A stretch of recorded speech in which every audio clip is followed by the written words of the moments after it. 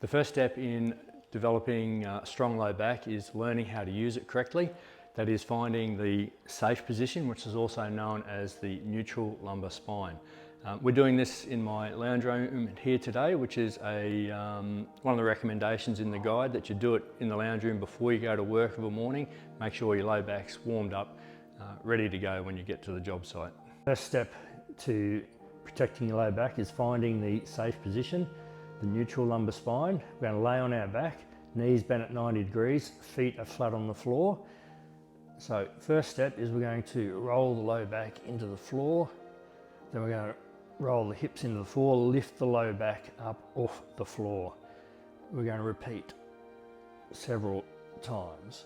So that is showing us the extremes of movement where the low back is generally more vulnerable.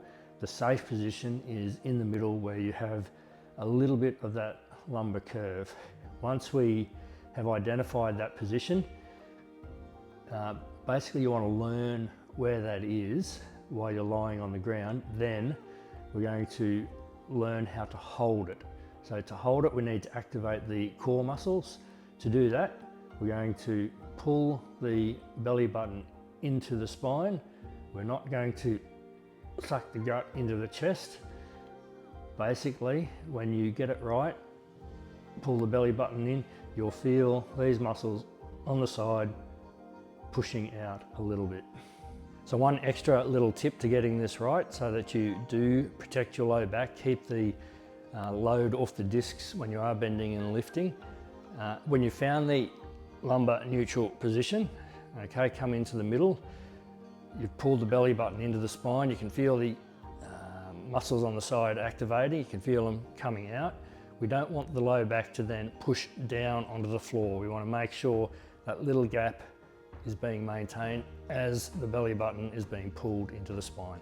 The hip hinge is a skill we need to be able to bend and lift safely without putting any pressure on the lumbar discs. That way you keep your low back safe when you're lifting and bending. To do that, we want to find the safe position, the neutral lumbar spine that we learnt while we're laying on the ground earlier on. To do that, while you're standing, you're going to roll the hips back, push the low back, flatten it, then arch it forward.